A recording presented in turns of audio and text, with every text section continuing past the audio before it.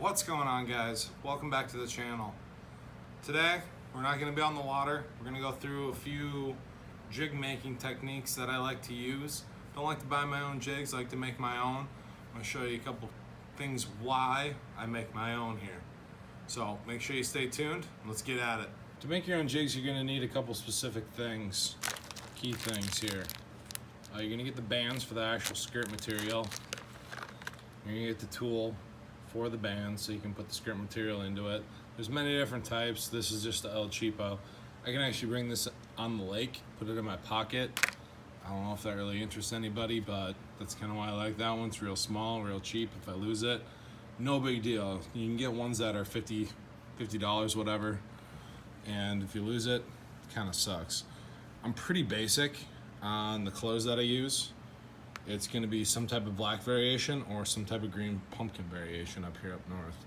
Green pumpkin, got a couple different green pumpkins. This one's really key for the bluegill bite. See, it's got like a blue shimmer to it. More green pumpkin, blue fleck, black, chartreuse, blue. Nothing crazy. I set up my jig box a little bit differently than just about anyone I've seen. So I take my done skirts, like here, and then I have my bins of jig heads, and I don't really go too crazy with different types of jig heads. 3/8, half ounce, 3/4, up to a full ounce, and depending on the size or depending on the weight, I'm gonna have different jig heads. Gary Klein flipping hook, I believe this is. I'll throw all the links in the description below. This should be a half ounce, 3/4. I use those for skipping more, definitely a lot lighter jigs. If we're doing heavy milfoil though, for sure, this Boss Invader. Just the shape of that head is absolutely amazing ripping through foil, real thick foil. I can't tell you how stout that hook is. Super heavy wire, big hook, sharp, real sharp hooks. I've never had any one of them bend out whatsoever, so I know those hooks are good to go. So that's kind of how I lay out my jig box. Pretty simple. Green pumpkin in one, black and white in the other. Okay, so when we're actually making the jigs, there's really two different ways you can go about it. You can go with a lot of material or very little material. When I say very little material, all the different pieces you put together equate out to about like 1.5 of these sheets or pieces that I would call them.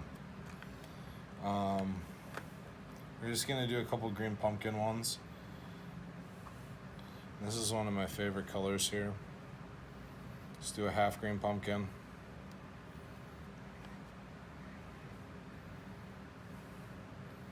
Half of the blue craw. It's got that real metallic-y stuff on it. It's got a real good shimmer to it. So put that up there. Do a couple strands of black. And by a couple, I literally mean a couple. We're gonna do 3 strands. Just pull that off of there. Boom, like that. And we're gonna do some of this green pumpkin blue fleck too in there.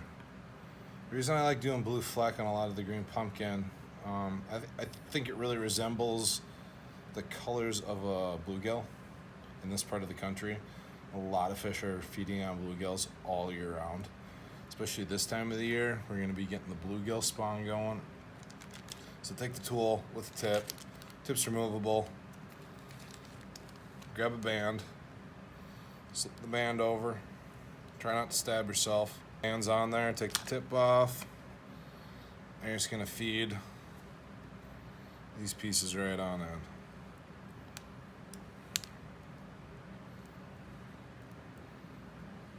Now, the trick to this is you can see the band isn't in the center, one end's longer than the other, and that's for a reason. The longer end, you're going to hook through the hook first. You're going to feed through the hook first, and that's so that when the skirt material lays over, it's about the same length as the bottom section, right? So we're going to cut off the ends here. So we take that, we'll take one of these jig heads that I have. So long end, short end.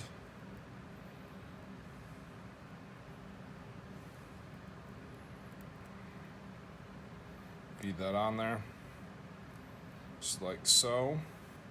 You can see the skirt length is almost the same all the way across because the one end was longer than the other when we started, and when it rolls over, it's gonna take up a little bit more room. Now for trimming though, I can't stress this enough. This is one of my pet peeves when I'm throwing. Make sure that none of these are touching the legs on your trailer. If you have a big action trailer, say like a Rage Craw, it's got big flappers, it's moving around, you want to be getting as much action as possible out of that. So to get the most action out of it, make sure these aren't touching any of the legs. Make sure it's short enough. And how I trim my jigs is I take it like so. You can see I try to bunch up the entire jig, skirt like this, and then cut it in a V. I actually read about this in Bassmaster. I believe it was Greg Hackney. See how it's in a V now? Now all those are going to be all just a little bit different lengths, so they're not all straight uniform. Some people use the weird serrated scissors. I think that's nonsense personally. Next, you throw on your favorite trailer. Favorite if I need a lot of action is going to be a Rage Craw. Second's going to be a Chigger Craw. Third is going to be the Zoom Speed Craw if I'm looking for a little bit less action. If I'm trying to go straight punching, trying to get through cover a lot more, I'm going to go with the Gambler Cricket. That thing has no action, very low profile, and it's perfect for getting through heavy cover. One other thing I really like to do, you get your normal weed guards like this. I like to trim them down a little bit. To about like that. So you can see the difference here.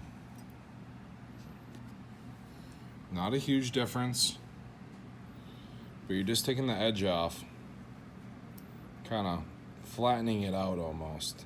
The reason I do that is because better hookups. You don't have that as much of that weed guard to go through.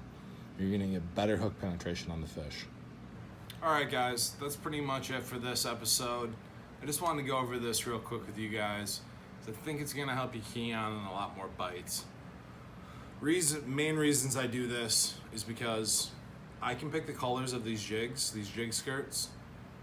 I don't like buying them off the shelf. For one of the main reasons is because I make these, no one else has the exact same color. Maybe a confidence thing with you. You know what you're getting. You can vary it from thicker jigs where you're using maybe 3 full pieces to thinner jigs where you're using maybe 1.5 pieces completely, mixing all kinds of different colors together. I mean, you can do as much as 6 colors in a total of 1.5 pieces. Who knows? I mean, your imagination can run wild on this stuff. Another main reason is for the jig heads. I'm a firm believer of these Boss jig heads. I am in no way affiliated with them. I've just been using them for a long time, and they've got outstanding hooks, great weed guards, and that shape of that invader head, I don't know of any other jig out there that's got that shape. It is so good with thick weeds, especially milfoil. And I've come to absolutely love it. If they quit making that, I'd buy every single one that they had. I cannot live without that jig head. I only use that jig head, the invader, for the 3/4 and up, all the way up to 1.5 ounce sometimes. Another really key thing that I like to do is cutting that weed guard. I don't believe you need the full weed guard. I don't have a problem with snagging that many more weeds. I think you can get a little bit better hook penetration with it. I don't see a lot of guys doing it, to be honest. It's something I learned from my dad when I was 10 years old, maybe. I've been doing this forever. And I think it's something that's really overlooked by a lot of fishermen. You can be fishing some really thick stuff, and having a shorter weed guard is not going to affect how many weeds you get hung up on. But I do believe it's going to affect on hook penetration on fish. Anyways, guys, that's it. Thanks for watching. Make sure you like and subscribe below. Throw me a comment if you'd like me to go over any of the other techniques that you've been seeing me using. I know I have been getting a few questions on the power shot. Some people don't know exactly what it is. Let me know. Want me to do a power shot video on how I rig it up? I can definitely do that for you. So, thanks for watching. We'll see you next time.